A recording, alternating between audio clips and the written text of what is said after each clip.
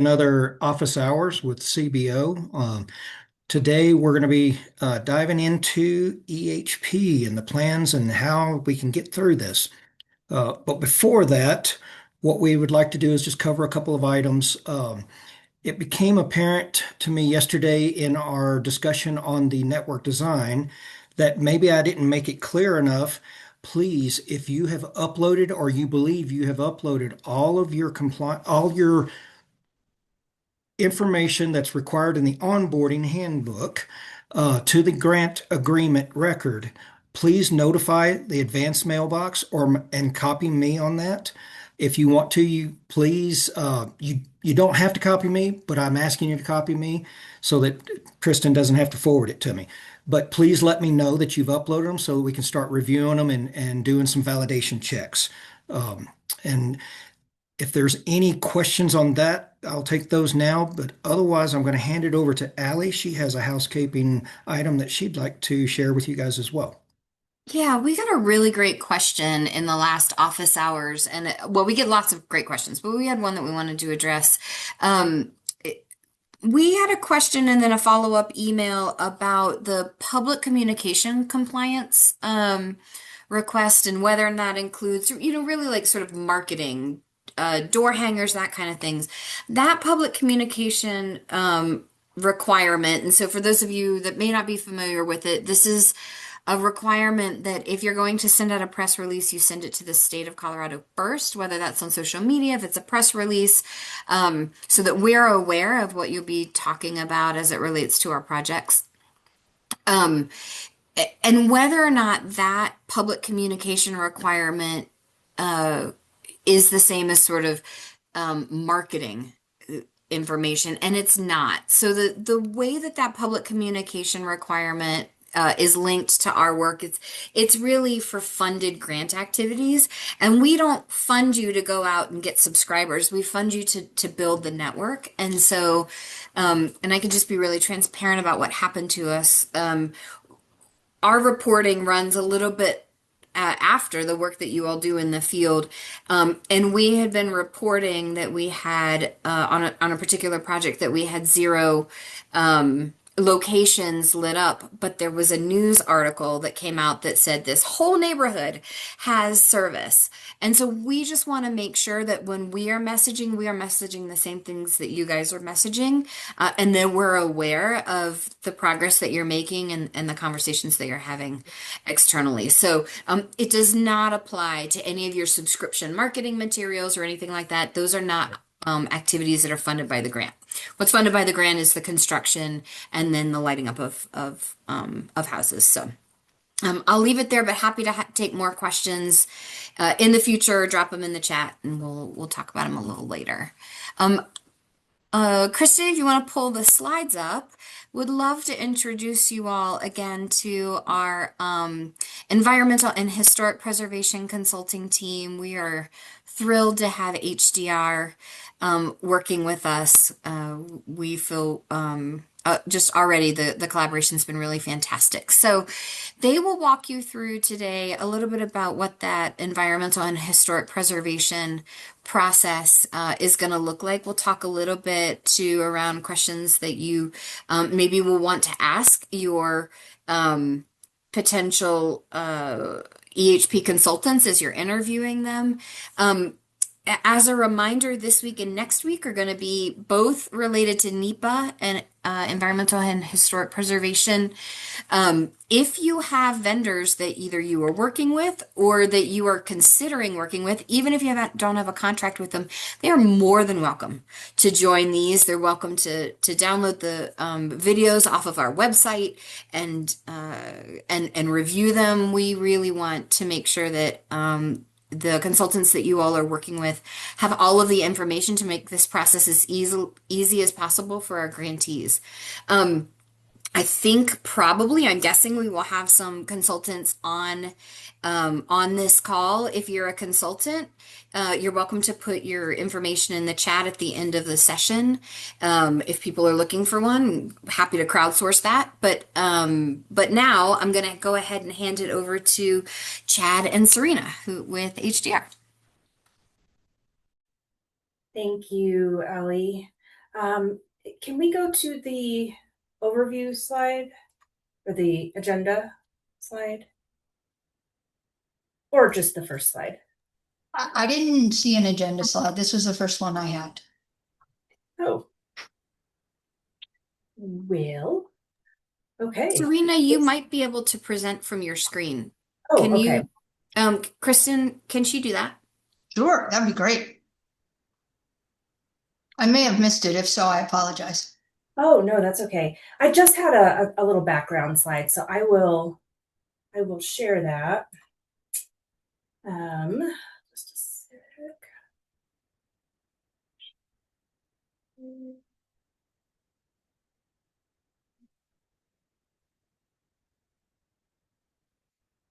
Okay, can you see my slide there? Oops, share. Okay, can you see the, No. no? Oh, Okay. wait, I think it's coming. Ah, okay. We can, but we're not seeing it as a presentation. We're seeing it as Oh. inside your PowerPoint.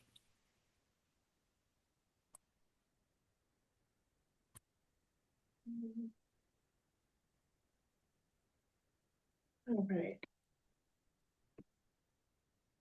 Well, okay. Well, here we go. Hold on. I'm having some problems. Okay. Well, I'm just gonna go quickly over the background slide, and then you can go back to sharing if you don't mind. So, anyways, good afternoon, everybody. We're really excited to talk to you about to present this training to you today, and we look forward to working with you all as we move through this NEPA process together. So the purpose of today's training is just to familiarize you with the NEPA and EHP compliance requirements. And everything that I'm going to go through today and that Chad's going to go through is going to be included in our NEPA and EHP guidebook that is currently being finalized. And that will be provided to you soon. So don't feel like you have to remember all this because it's all going to be in that guidebook.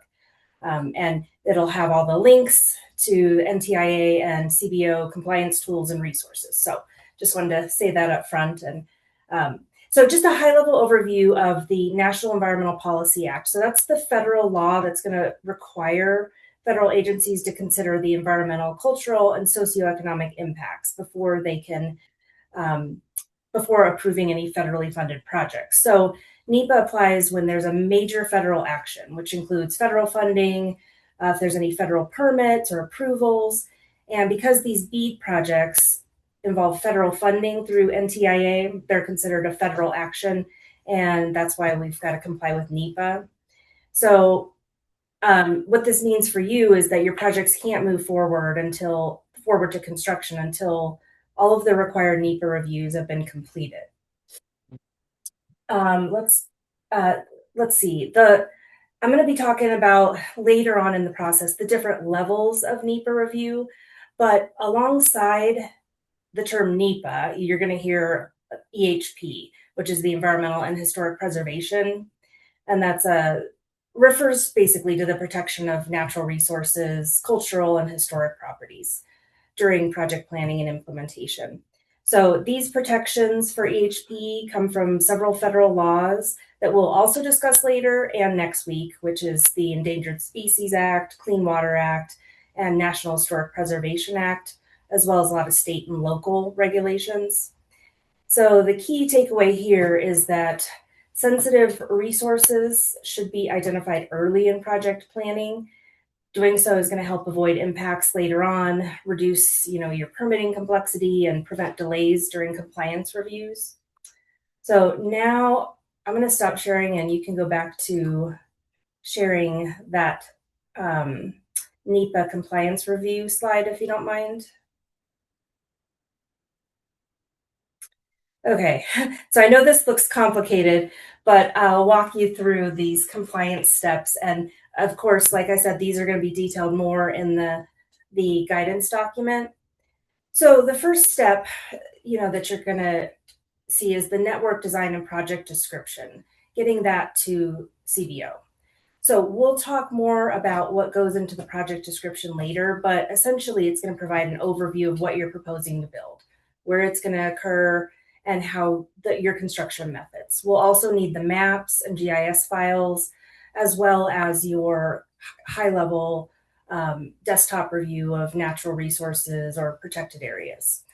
And we'll talk more about that later. But so based on your project description and maps, CBO is going to review all those materials and propose a NEPA project area, which will be provided back to you for feedback and input.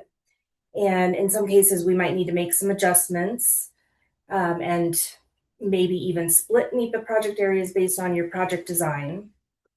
And once the NEPA project area has been finalized, it'll be submitted to NTIA. Next, we'll schedule a virtual project meeting with you and hopefully your consultants if you have them in time. And during that meeting, we'll review all of the project details, go through the EHP screening questionnaire, which is included in the guidance document, to determine what our EHP compliance approach is. So as long as the project doesn't involve any extraordinary circumstances, such as impacts to wetlands or threatened or endangered species or historic properties, your project's likely going to qualify for a categorical exclusion. Once we determine and confirm that level of NEPA, you can work with your consultant to prepare the NEPA documentation and all the other supporting materials required for EHP compliance. So once you submit that and CBO reviews all the documentation, it'll be uploaded into the environmental screening and permitting tracking tool, and NTIA issues the final NEPA decision document, which is required before you can do any ground disturbance activities.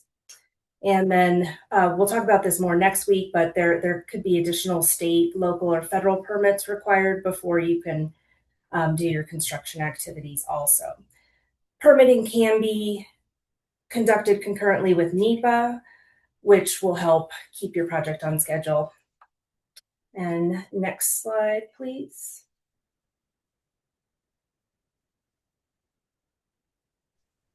Serena, Yes, may I ask a question? sure. So you just said that we can't pursue let me put this another way. If I'm placing cable in a county in county right of way, do I have to have NEPA approval to do that? Yes. Never had to do that in the past. Federal funding. So you might have had, been using local funding or private funding before, which doesn't trigger NEPA. Understood. Okay. I'm always just, I didn't want to be that guy who asked the question, but I figured there's no such thing as bad questions in a call like this. It's a good question. A lot of Serena, you're just a buzzkill, so thanks. Sorry. I'm Sorry, just giving you a hard time. it's what I do. Okay, understood. So we have to get NEPA approval before we start any construction on BEAD grants. Yes. Okay. So Yeah. this construction's not happening this year. Well, not necessarily. I'll go into the timing of NEPA, because most of the BEAD projects are going to qualify for a categorical exclusion.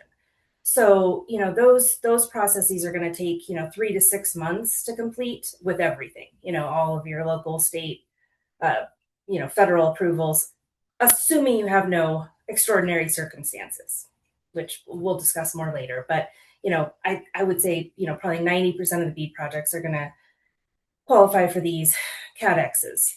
And they are basically projects with minimal environmental impacts. So yeah. And Serena, I'm so sorry. We usually take questions at the end, but I wanted to hop in also, because one of the questions is relevant to this conversation. Josh, that was a fantastic question.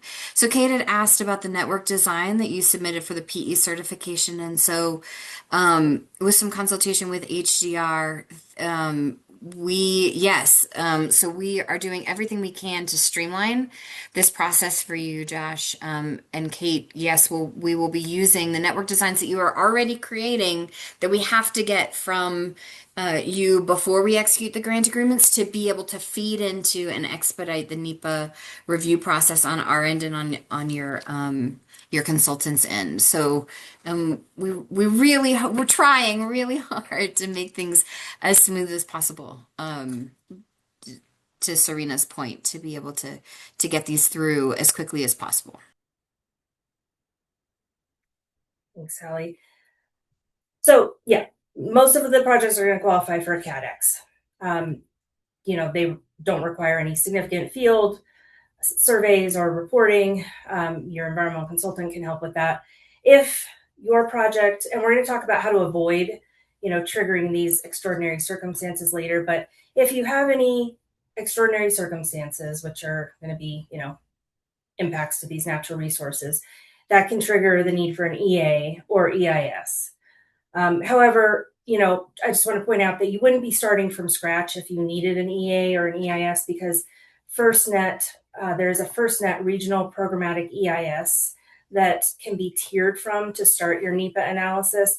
And that's all laid out in the guidance document also. So that can really streamline the process. But, again, we're not anticipating that, many of these projects would trigger an EA or EIS. But if they do, you're looking at 6 months to more than a year for approval for those, just because they do trigger the need for, public involvement and sometimes site-specific surveys for sensitive resources. We can go to the Serena, next can I slide. hop in for a second?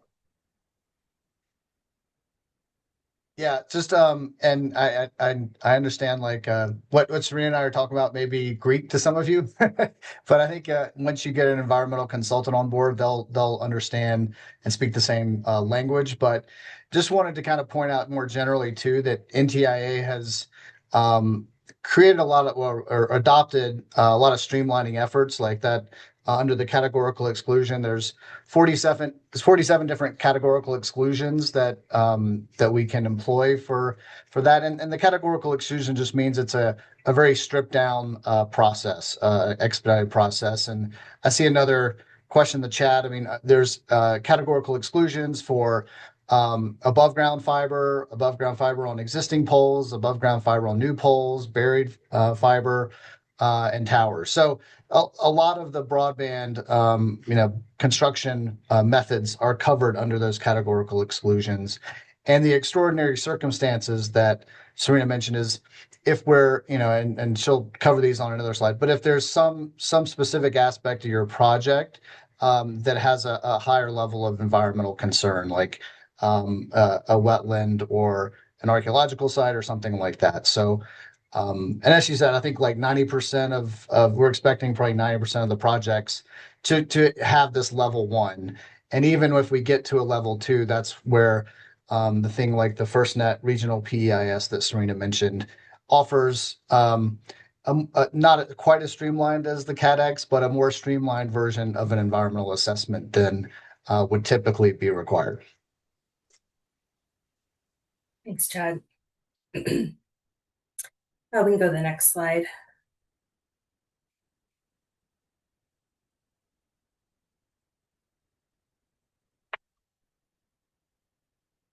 So this is just kind of a cool little graphic to help illustrate how your early desktop reviews and planning can help you avoid those sensitive resources. And the goal is really to stay in the green zone, which represents, projects that are more likely to qualify for a categorical exclusion.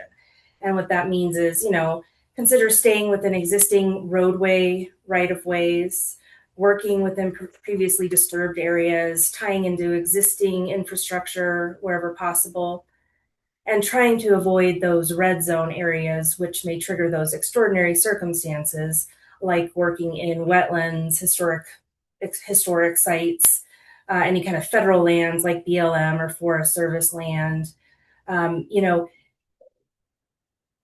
Eagle nests can trigger a lot of issues for projects. identifying all of these issues early in the process is really going to help you avoid, those higher levels of NEPA reviews, additional permitting requirements, or longer timelines because you've got time to, shift your alignment if needed. And next slide, please. So I mentioned these extraordinary circumstances a few times and just want to briefly explain the types of impacts that could move a project from a CADX to an EA or EIS. So for example, if your project impacts wetlands or waters of the US or waters of the state of Colorado, which is a new regulation, you may have to have a qualified consultant on board to conduct the aquatic resource delineation to determine what your extent of impacts is going to be. And if you are impacting wetlands or streams, you may need to propose compensatory mitigation as part of your permit application. If the project could affect cultural or historic sites or properties or districts, that could trigger the need for cultural surveys and a determination of effects report for Section 106 compliance and potentially mitigation plans. And, Chad's going to talk about at the end what you're going to want to look for with, hiring an environmental consultant. But this is where it really becomes clear that you need to have somebody that knows what they're doing.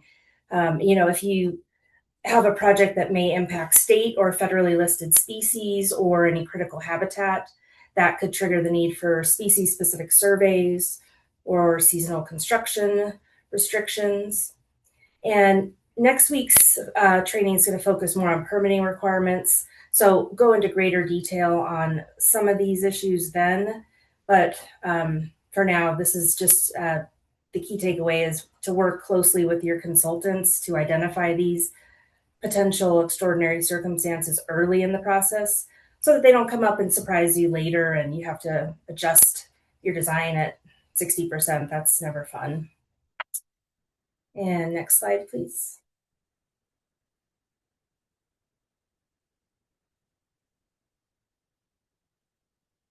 So EHP considerations. So depending on the location and design of your project, there can be local, state, or federal requirements related to right-of-way, water resources, protected species, cultural resources, public lands, or other environmental resources within Colorado. So at the local level, you need to determine whether you need any land use permits, any zoning clearances, traffic control permits, or local floodplain development permits. At the state level, agencies like Colorado Parks and Wildlife have regulations that may apply if projects impact state listed species or raptor nests. As we heard during last week's training, many BEAD projects are going to occur within CDOT right-of-way, which is going to require submission of the CDOT utility and special use permit. And at the Colorado Department of Health and Public Environment also have some specific state regulations like the state waters temporary authorization permit. And these are all things that your environmental consultant can help you work through early in the process. At the federal level, you may have additional compliance requirements if you impact waters of the US, you cross any federal lands, or you impact those historic sites that might require Section 106 review. Something I wanted to point out too is that, just because you don't have any federal regulations doesn't mean you're clear, because some state and local regulations can often be stricter than federal regulations. So just make sure you coordinate early with any local and state agencies to help reduce the risk of any schedule delays. There's a lot of GIS mapping tools that are available to help you identify these sensitive resources during early project planning. And these tools and links to them will all be in the guidance document.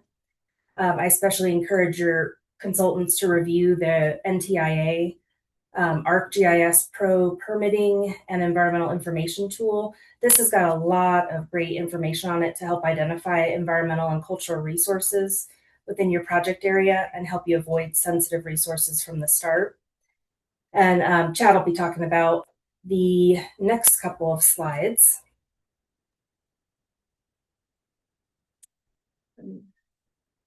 Next slide, please. Thanks, Serena.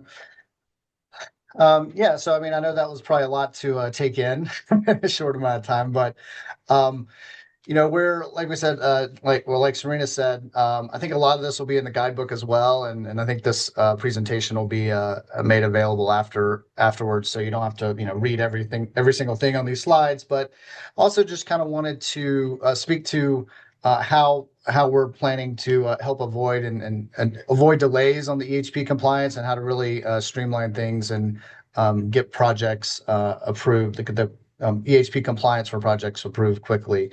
Um, Serena mentioned early on, on that timeline that you probably you may not remember every step along the way, but kind of that early coordination, both with the CBO and then starting to look at some of the data that's already out there and get a sense of what environmental considerations you may need to think about for your project. Kind of getting with the first step is just making sure that we have an accurate and complete project description. I'll talk about that a little bit more in detail, but that's really kind of on the front end. I think we've got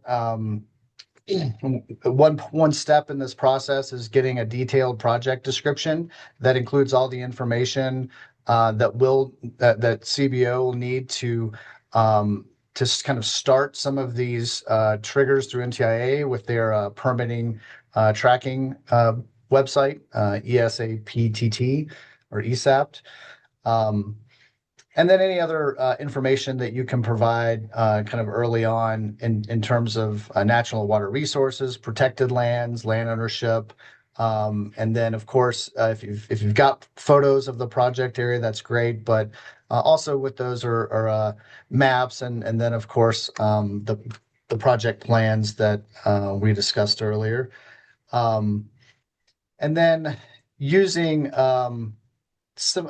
identifying some of these environmental considerations through some of the existing mapping tools out there. Serena mentioned on the last slide the ArcGIS Pro Permitting and Environmental Information Tool, or APIET. That's a publicly accessible dashboard from NTIA where you can kind of look at your project area and see what concerns may be there. There's also a Colorado Geospatial portal that has a lot of different data that you could import, or your consultant could import some of that data in and start to look at your project and how it overlays on some of the data sets that are available through that portal. And then again, this will be in the guidebook, but it's also through NTIA guidance, but just kind of incorporating best management practices and mitigation measures, and trying to look to ways to avoid or minimize impacts to really help streamline and speed up the NEPA approvals. Obviously, if you've got a project that we can avoid the impacts on, I think that will make the process go so much quicker, especially once we get to the final approval by NTIA. Next slide, please.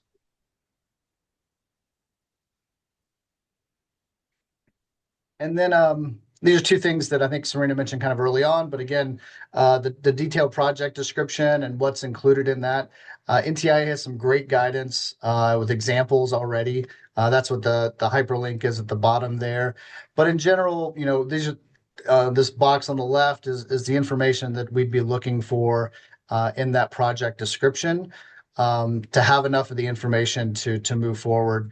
The project location, size, methods of construction, the full boundaries or extents of the project, including temporary easements and staging areas, and then kind of a general overview based on your kind of initial screening of the data tools that we mentioned earlier. What are some of the potential concerns for environmental? Is it in a historic district, or are there a lot of water resources in the project area, or are there state or federal lands which may trigger some other considerations?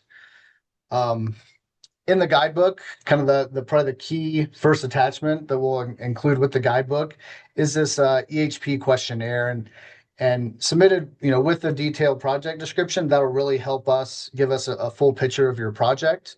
And it's something that once your environmental consultant is on board, or if you have environmental staff in-house, they can really help you answer these questions by reviewing some of those data sets. But again, it's really just looking at what specific environmental considerations we'll need to think about for your project and for the approach for the compliance approach for your specific project. Next slide. And then here's just kind of an example, fictitious example of a sample project description, and all those kind of things that I just mentioned in that second box on the previous slide. Kind of just an overview of where your project is, what it includes, then some the construction areas, where the laydown yards, staging areas, what else is included, what types of construction. Implementation method and schedule is ideal if we know it at that point, but certainly the construction method. And then again, any environmental considerations, is there a historic district? That's kind of what we put in here is, again, this fictitious project, but it's generally an example of the information we're looking for in that project description. Next slide. And I'll pitch it back over to Serena for the next couple of slides. Thanks, Ted. Josh has a question. Yes, Josh, I think that's the best practice, unless you have environmental experts in your staff. I think at the last slide, we'll go through kind of some of those questions or qualifications that you'll want to look for if you are looking to bring on an environmental consultant to help you with this. For the recording, Chad, I'm going to read Josh's question out loud. So, Okay. Josh asks, is the best practice to have your engineering engage with the environmental consultant, and then the environmental consultant would prepare the NEPA documentation? And Chad, your answer really is yes. That's a good plan. Thanks, Allie. So now that we've discussed what goes into a good project description, there's also several supporting documents that are going to be required to complete the EHP questionnaire. And Chad already discussed a lot of them, so I'm just going to highlight a few things here. There's a lot of really good examples of project schedules, project descriptions available on NTIA's website that'll be linked in our guidance document. So I would just rely on those. But make sure you include any GIS shapefiles showing the project footprint and any key project components, especially if you have if you've overlaid your project design with any of the desktop information. That'll really help us. If you do any early coordination with the resource agencies like Fish and Wildlife Service to get a list of threatened and endangered species, be good to include that. If you do any local agency coordination or coordination with the state, we'll need that coordination. And any maps that you've got showing any environmental or cultural data, we'll take that. Next slide, please.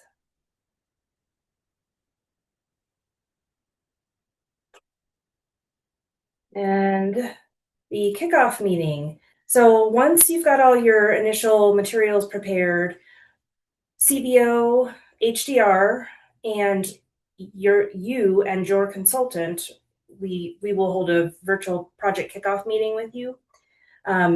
These meetings are an opportunity to review all of your project information, your project description, methods, schedule, and identify any early risks to the project schedule. If you have already identified in conjunction with your consultant any potential permitting needs or environmental or cultural resource concerns, we'll go over those with you and discuss any early coordination with resource agencies that may be needed, answer any questions, and clarify expectations for the NEPA review process. And depending on your project complexity, there might be multiple meetings throughout the EHP compliance process that may be needed. And back to Chad for the last slide. Yeah, so what can you be doing now? And I'll say even before the NEPA project areas are finalized, I think you can, start if you need to bring on a qualified consultant, you can start looking for those. Um, I think we are expecting most projects to have a single NEPA project area as well, one for one. But then once we get the network designs, we can also look and see if there's an opportunity to streamline by splitting your project into two NEPA project areas and advancing one ahead of the other. But if you're looking for a qualified consultant, here's some of the questions that you're really going to want to ask them about their experience and their qualifications, particularly for cultural resources. The Colorado Office of Archaeology and Historic Preservation is also the SHPO, the State Historic Preservation Office, and they're kind of the keeper of archaeological and historic data in Colorado. To access that data, you need to have a qualified and permitted archaeologist in Colorado. So they will need to be meet the qualifications that OAHP requires to be able to access their data because it is sensitive information. Um, so certainly, when you're asking for some firms may have all of these services, from NEPA experience to aquatic resources, biological and cultural resources, or you may need to bring on multiple consultants. Um, if you are looking for a biological consultant, if we identify that there's an endangered species concerns, then you're really going to want to be looking for biologists and ecologists. And experience in Colorado is pretty important, both for cultural and bio, because having that specific experience in Colorado, or knowing what the archaeological potential is in Colorado is very important. So it's very local. And not really a national expertise.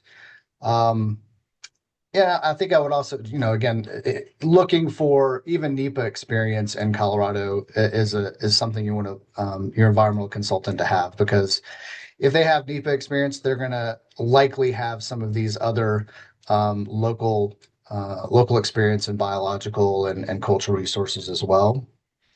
As I mentioned, SHPO data is only accessible by qualified consultants, so that's definitely something you want to check to see that your consultant that you're looking to bring on has those qualifications. And to do archaeological work, if they have to do a survey in the state, then they'll also have to have a state permit to conduct those archaeological surveys. So that's another question to ask.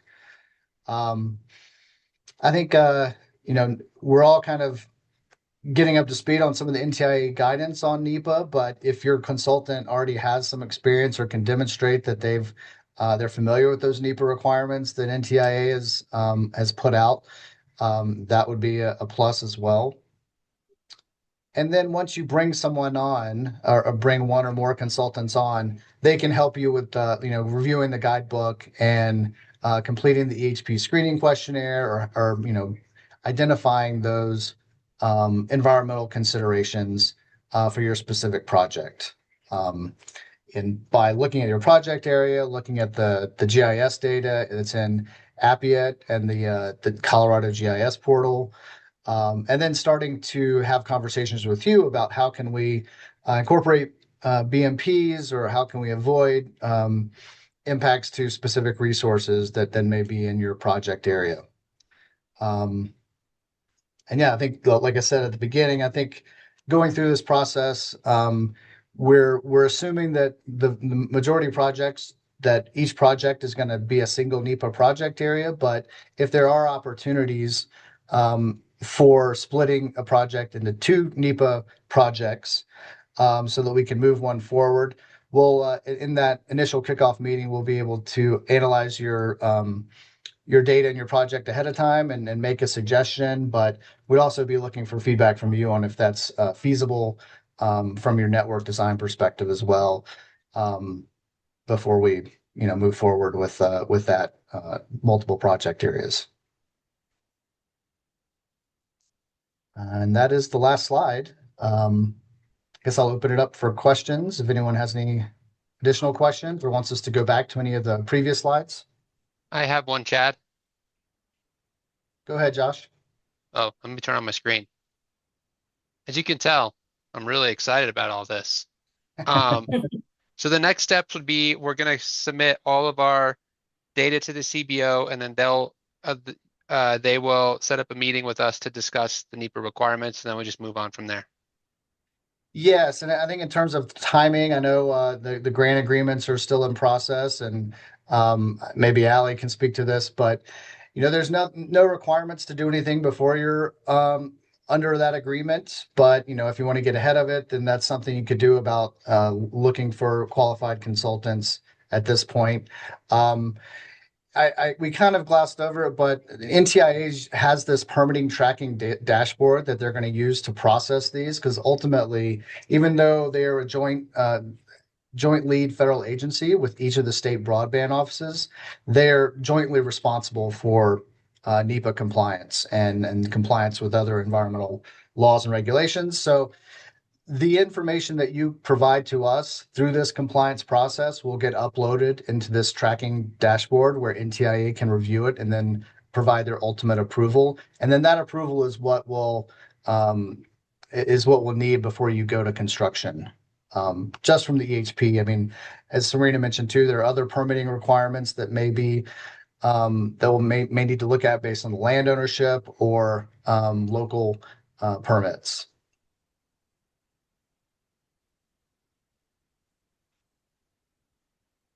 To mention just a couple of things. I've dropped it in the chat. In anticipation of the question, the state of Colorado cannot recommend any EHP consultant. So if you're an EHP consultant, feel free to drop it in the chat. The state of Colorado can't have any opinion on that beyond really what HDR offered in terms of sort of how to select. So that's there. For anyone who needs it. We did get a question from Craig, and I'm sorry, Chad, if you already answered it. Is there ESAP account access for subgrantees? Or is it just for It's just for states and their consultants. Okay. Yeah. So I, with the ESAP process, like I mentioned, I think we will coordinate with you on the specific compliance requirements for your project. Once we have those documents and reviewed them and determine they're sufficient, that's when we'll actually upload those to ESAP using CBO accounts. That I think NTIA was trying to keep that to a pretty small amount of users across 50 states and multiple territories. So. And we are happy to take more questions if anyone has any. Feel free to hop on. There was a statement and a question from Mark Kurtz there that they use their as an electrical co-op.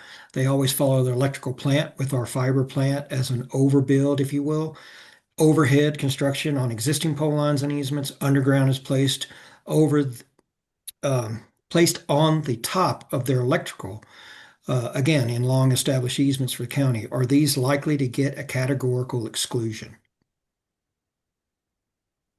Yes. And I think I mentioned at some point that some of those 47 categorical exclusions, they cover a wide range of different construction types. So buried fiber, above ground fiber on existing poles, above ground fiber on new poles, and telecommunication towers. So if your project is one of those types of construction and we don't have any of those extraordinary circumstances that would preclude us from using the CADX, then yes.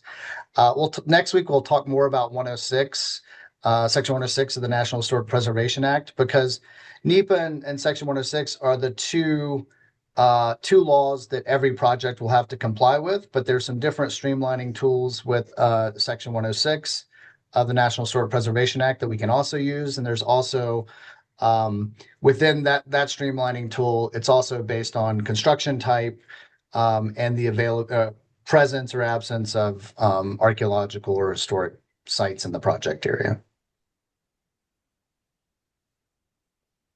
And Craig, I saw you had your hand up. Yeah, I had a question about NTIA's uh, capacity to process EHP reviews on behalf of the 500 to 1,000 awardees, right? And if that is contingent in Colorado for a milestone award payment, what's the over under on NTIA, getting behind on those, and is there advantage to being, first to the gate? Craig, I love it. There's no way I would bet on this. So, I mean, I'm scared to answer, but so a couple of things. What I will say in on NTIA's behalf is that they are working really hard to streamline this as best as they can. They've given us a lot of resources. There are a lot of resources that you'll find in the guidebook. We should have that out in a week or so. To really like streamline the process. But Craig, I do think you're right. There's going to be a bell curve, or what I am anticipating is that we're going to see a bell curve in terms of NEPA applications. And the first ones maybe are going to take a little bit longer as NTIA gets their feet under them. And then they'll speed up, but then they'll have volume to deal with. And then, maybe towards the end, uh, it'll end up moving a little bit more quickly. They were at one point projecting that they were hoping to have 80% of all applications being reviewed and approved within 90 days. I don't know if they're holding to that now, but I think really that's this use of categorical exclusions and the work that HDR is going to be doing with you all and your consultants to really have all of the documentation really well set out for NTIA to be able to approve more quickly. And so what we're really hoping is that if we're able to really engage on the front end, get solid documentation, submit it, that it makes the approval process by NTIA just a little bit more smooth. So we want to make it easy for them to validate the information that we send in. So I couldn't give you an over under. I don't know. Some bookie in Vegas though, like for sure is going to make money on Well, that. I well, love it. Allie, that's where I'm going to use Kalshi to make my retirement bigger. Yeah. Okay, Kurt, great question. Where do you find the categorical exclusions, Chad? Yes, they will be we'll have links to them in the guidebook. I think we'll even include them as an attachment to the guidebook. I will look real quickly to see if I can find the list of those on NTIA's website though, and put it in the chat.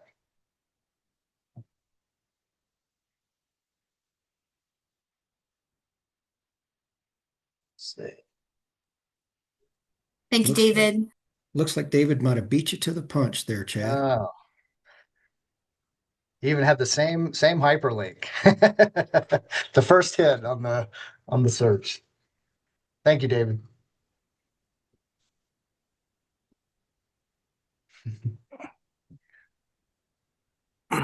Hey, I had a question. This is Jameson Honeycutt with Trihydro. We're helping support a couple projects, and I guess just one of the things that I oftentimes run into is just I think you're probably going to go over this next week with the Section 106, but the cultural resources can definitely be the long pole in the tent. And any sort of SHPO engagements or concurrence. Is there a formal process to expedite SHPO review of this stuff if a project actually requires any sort of SHPO review? Yes. So I know CBO has been talking to Colorado SHPO for many months now. Um, and we're working with them actively to we kind of glossed over it, but there is what's called a program comment, which is a streamlining tool for Section 106. And we are looking to even streamline that even further, where we can give SHPO a very abbreviated document with, 1 or 2 pager with some backup documentation that hopefully speeds approvals, particularly for those projects that can use the program comment. The program comment's mostly predicated on A, your type of construction, and B, what previous surveys and the presence or absence and potential for cultural resources in your project area. If you've got, for example, above ground fiber on existing poles and the review of archaeological records and historic records on file with SHPO show that there's nothing of concern in that area, then that basically would qualify you for the program comment and you'd be done with section 106. So that's kind of the best case scenario. And I think it's the percentages are pretty similar. I mean, I think if your project is qualifying for the categorical exclusion, it's likely going to qualify for the program comment as well. But there are going to be a few projects where we can avoid, impacts to cultural resources, and we'll have to go through the regular Section 106 process. But again, I think that's probably going to be a pretty small percentage of the overall projects. Great, super helpful. And yeah, I guess one quick follow-up comment, maybe not directly related, but as far as other agency coordination, scoping, is that going to be handled by the consultant or is that actually handled directly by NTIA? So NTIA has essentially delegated to the state broadband offices on that. So we'll work with you, and we're coordinating with some of the regulatory agencies now to kind of integrate the NTIA guidance with their processes so that we can really streamline those. But I think that's going to be on your environmental consultant, but we're also certainly here to help with those approvals and communications. Great. Thank you. Mm-hmm. Hey, Chad, this is Brent Shepard with a Visionary. We're a small ISP. Quick question on this. If we segregate project areas, it just dawned on me with Jamison's comment about the SHPO. If we segregate our NEPA review into two projects, does the SHPO review get segregated into two projects as well, or do they review the entire project individually? NEPA and 106 are separate laws, so they don't have to be one for one. If we do separate a NEPA project area, we may still consult on the same the combined project area for section 106 if that's more streamlined. Or we may keep them to the same two NEPA project areas, whichever makes the most sense. Okay, so we could, I guess our concern with one of our projects is that it would be beneficial for us to potentially segregate the SHPO review for the disparate geographic areas. So that there is that potential to do that. Yes. Okay. Yes. Thank you. And again, kind of with if we look at your project and are recommending splitting it into two NEPA project areas, we're definitely going to have a conversation with you. It's not going to be a mandate, because your project better than us, and whether it makes sense for you from a technical or financial perspective to advance part of that ahead of another part. So we're not going to arbitrarily, dictate NEPA project areas if it doesn't make sense for your specific project. Yeah, great. Thank you. Mm-hmm.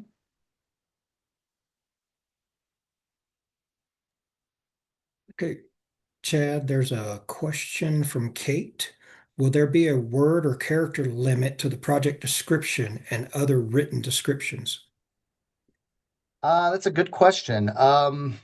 There may be one in ESAPT. I don't know what it is off the top of my head.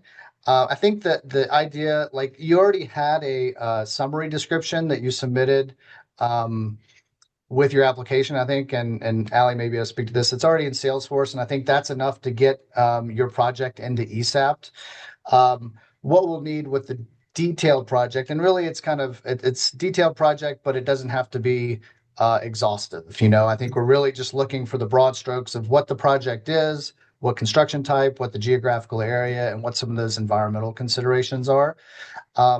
That's also going to be really important because the one thing that the NTIA has not delegated to the states is tribal notifications. So they will do the tribal notifications, and then if any tribes respond, they'll upload those back to ESAPT, and we will be monitoring those and providing any additional information to tribes that do have an interest.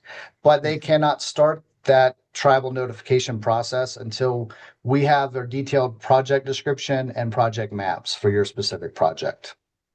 Okay.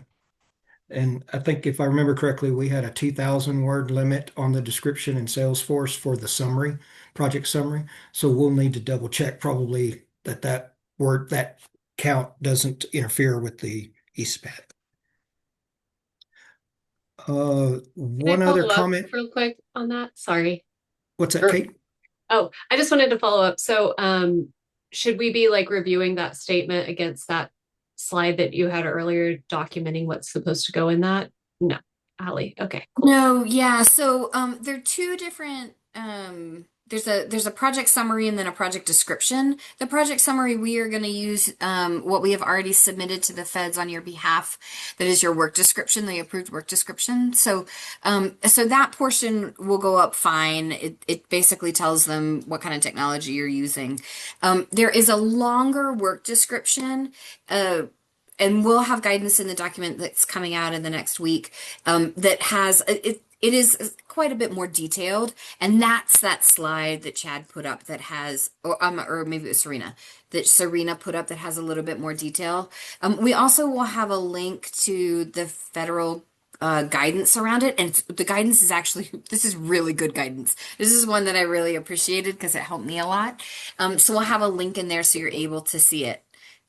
I liked it enough that I like went to Chad and Serena and I was like, can we use AI to create these and help our grantees? But they were like, nah, it's not gonna work that way. But it really is it's very directive, and I think it'll be very helpful. Yeah, and I just put in the chat a link to that guidance. Oh, It has thank you, Chad. guidance for the project descriptions and for the information that your project map should contain. So you can get an idea of the level of detail. Other questions? This is not your last chance. Chad and Serena are going to be back next week to chat. And again, thank you for those of you that are environmental consultants that have put your information into the chat. And really thank you for being here and listening to this.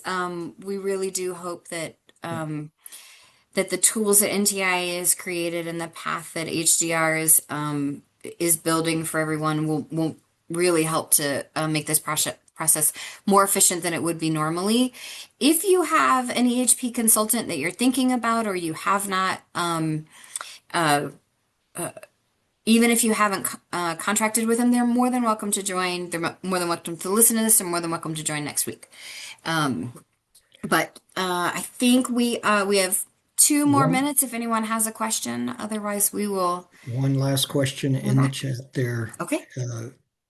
We have SHPO only needs submission from a qualified firm, correct? Or do we have to wait until we have approval from SHPO? So you'll have to wait till you have approval from SHPO. And that is one thing, getting the Section 106 approval from SHPO will need to have in hand before we can upload and get the final NTIA approval in ESAPT. So that's one of the NTIA's ESAPT tool. It also includes, I think, 10 questions that will answer about your project based on the information you've provided. And one of those is, have you completed your Section 106 consultation? So we'll need to have an uploaded document to prove that. So we'll, usually the Section 106 process is exchanging letters back and forth, but we're trying to streamline it into a form that has all the information, particularly for those program comment projects that SHPO can easily review and concur with, and then sign at the bottom so that kind of becomes the documentation of that Section 106 completion.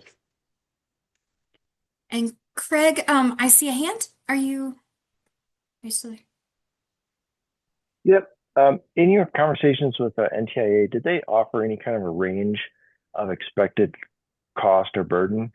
If you think of it in terms of cost per foot to add to an application, I think in our budgets, we only knew what we knew just from our past experience with doing this. But when you look at, the box that's opened, even with the unknowns like in SHPO, did they offer any kind of expectation of cost per foot or cost per project when you think of it in orders of magnitude of 1 cent a foot, 10 cents a foot, $1 a foot, non-starter? They did not, Craig. No. Yeah, it seems like once you get into it, if it changes things materially, it could just be a non-starter, right? Well, hopefully that was something that you considered when you put in your application. I definitely hear you though. It is, Other, and it was, but I just think that's not the case across the state of Colorado because there's a lot going on in a lot of places. sure. Yeah. Yeah. All right. Yeah. Thanks. You bet. We are at 3 o'clock. So thank you, everyone. We will see you again next week with more environmental and historic preservation for you. And again, as always, if you have any questions, go ahead and send them into the Advanced CBO inbox. And we will update our facts. Thank you again to Chad and Serena. We can't thank you enough. And for everybody on the call. Have a great Thanks, rest of your day. everyone. Thanks, everyone. Bye. Thank you.